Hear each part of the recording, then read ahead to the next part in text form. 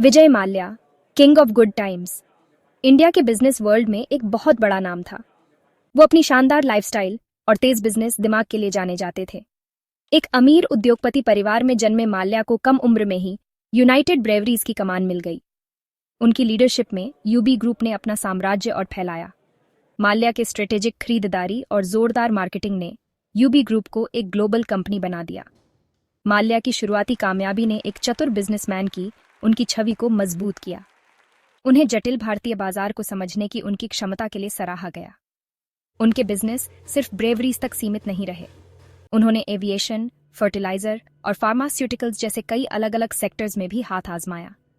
माल्या की महत्वाकांक्षा और लगन साफ दिखाई देती थी। उनका लक्ष्य दुनिया में अपनी पहचान बनाना था, लेकिन कामयाबी की चमक दमक के नीचे दरारें पड़ने लगी थीं। माल्या की आलीशान लाइफस्टाइल और फिजूल खर्ची ने लोगों को सोचने पर मजबूर कर दिया। आलोचकों ने उनके बिजनेस के फैसलों पर सवाल उठाए और इशारा किया कि उनकी महत्वाकांक्षा और समझदारी के बीच तालमेल नहीं है। चिंता की आहटों के बावजूद माल्या रुके नहीं। वो नई ऊंचाइयों को छूना चाहते थे। उनका अगला बिजनेस किंगफिशर एयरलाइंस उनका सबसे महत्वाकांक्षी और अंततः सबसे विनाशकारी साबित होगा। 2005 में विजय माल्या ने किंगफिशर एयरलाइंस शुरू की, जिसका मकसद इंडिया में हवाई यात्रा को नए तरीके से परिभाषित करना था। उनकी पॉपुलर बियर ब्रांड के नाम पर रखी गई इस एयरलाइन ने एक आलीशान और प्रीमियम अनुभव का वादा किया। माल्या का विजन साफ था। वो एक ऐसी एयरलाइन बनाना चाहते थे जो उनकी अपनी शानदार लाइफस्टाइल को दर्शाए। हवाई जहाज के आलीशान इंटीरियर से लेकर केबिन क्रू द्वारा दी जाने वाली बेहतरीन सर्विस तक कोई भी चीज छोटी नहीं थी। किंगफिशर एयरलाइंस ने जल्दी ही लोकप्रियता हासिल कर ली, खासकर बढ़ते हुए मध्य वर्ग के बीच। एयरलाइन का मार्केटिंग कैंपेन फ्लाई दी गुड टाइम्स उन लोगों को बहुत पसंद आया जो लग्जरी का अनुभव करना चाहते थे। माल्या अपने जबरदस्त व्यक्तित्व और बड़े बड़े काम करने के शौक के साथ एयरलाइन का चेहरा बन गए। किंगफिशर की शुरुआती कामयाबी ने माल्या के महत्वाकांक्षी दांव को सही साबित किया। उन्होंने एक ऐसे बाजार को टैप किया था जो एक प्रीमियम हवाई यात्रा के अनुभव के लिए तरस रहा था। अवार्ड्स और प्रशंसाएं मिलने लगीं, जिससे इंडियन एविएशन सेक्टर में किंगफिशर एयरलाइंस की जगह एक लीडर के रूप में मजबूत हो गई। हालांकि एयरलाइन की ज्यादा ऑपरेटिंग कॉस्ट और एक खास तरह के बाजार पर निर्भरता ने इसे आर्थिक झटकों के प्रति संवेदनशील बना दिया। 2008 का वैश्विक वित्तीय संकट एक टर्निंग पॉइंट साबित होगा, जिसने किंगफिशर के मजबूत दिखने वाले ढांचे की कमजोरी को उजागर किया।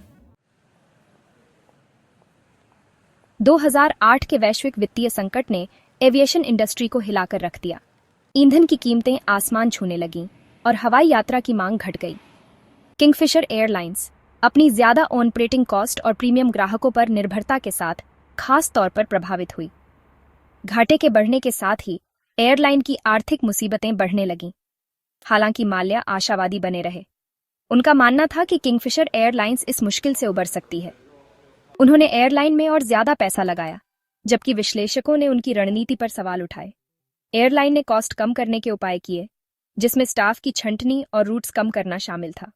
इन कोशिशों के बावजूद किंगफिशर की आर्थिक स्थिति खराब होती रही।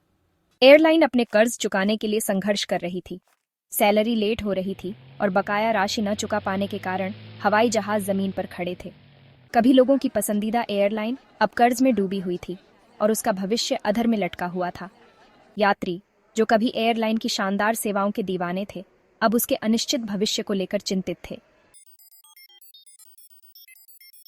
किंगफिशर एयरलाइंस की आर्थिक परेशानियां उसके भारी कर्ज के बोझ के कारण और बढ़ गईं।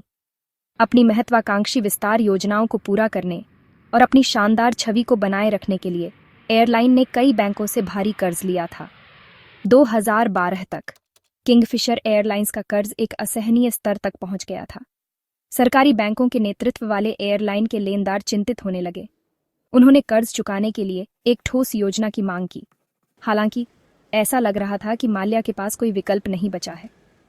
उन्होंने लेनदारों के साथ कई दौर की बातचीत की, जिसमें कर्ज के पुनर्गठन और नए लोन की मांग की गई। माल्या के आश्वासनों के बावजूद बैंक नहीं माने। वे डूबते हुए बिजनेस में और पैसा लगाने को तैयार नहीं थे। सरकार, जो पहले से ही स्थिति से निपटने के तरीके को लेकर आलोचनाओं का सामना कर रही थी, पर हस्तक्षेप करने का दबाव बढ़ गया। कभी मशहूर उद्यमी अब एक बोझ बन गया था।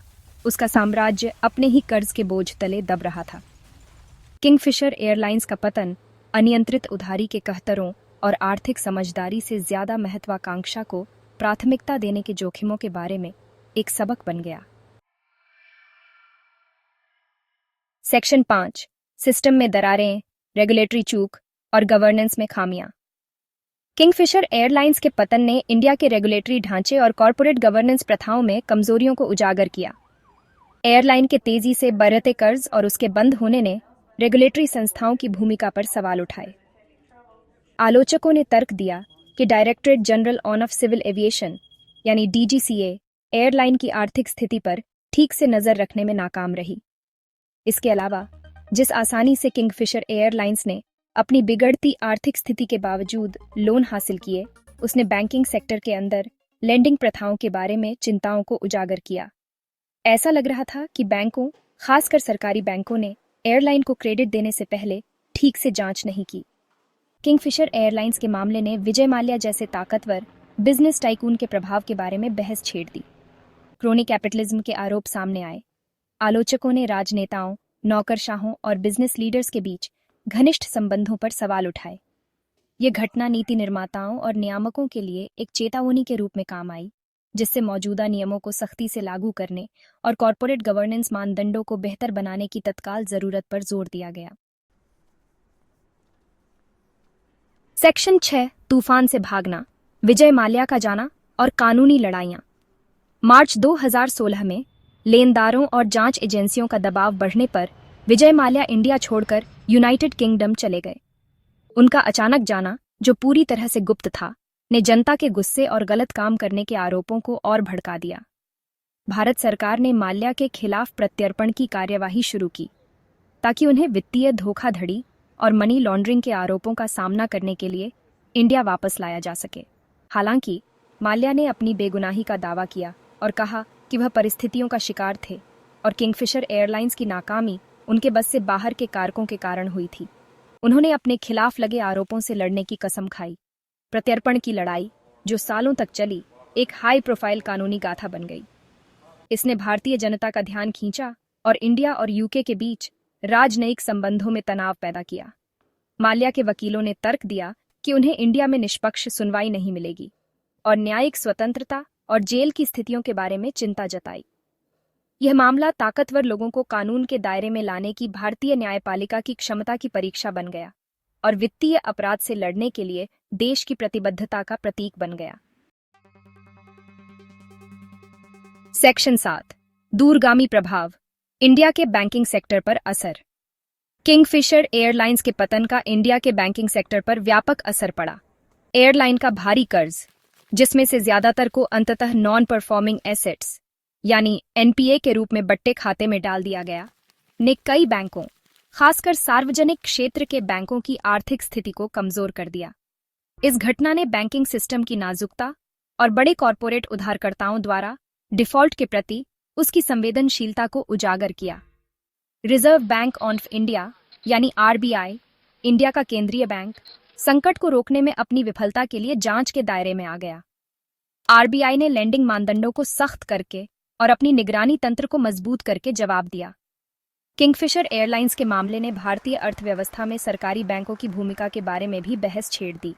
आलोचकों ने तर्क दिया कि ये बैंक, जो अक्सर राजनीतिक कारणों से प्रभावित होते हैं, जोखिम भरे उधारकर्ताओं को लोन देने की ज्यादा संभावनाएं रखते हैं।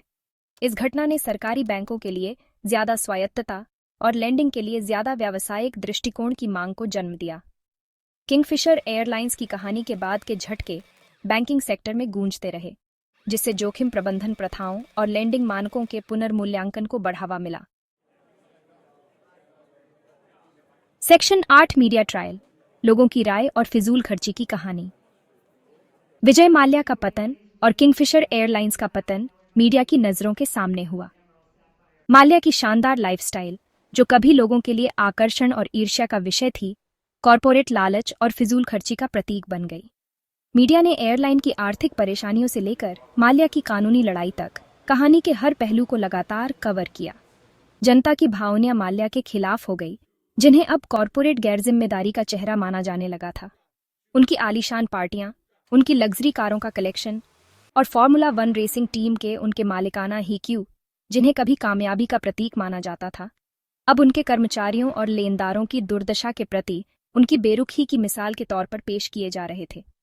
माल्या के बारे में मीडिया का चित्रण लोगों के गुस्से को दर्शाता है, लेकिन साथ ही मीडिया नैतिकता और बेगुनाही के अनुमान के बारे में भी सवाल उठाता है।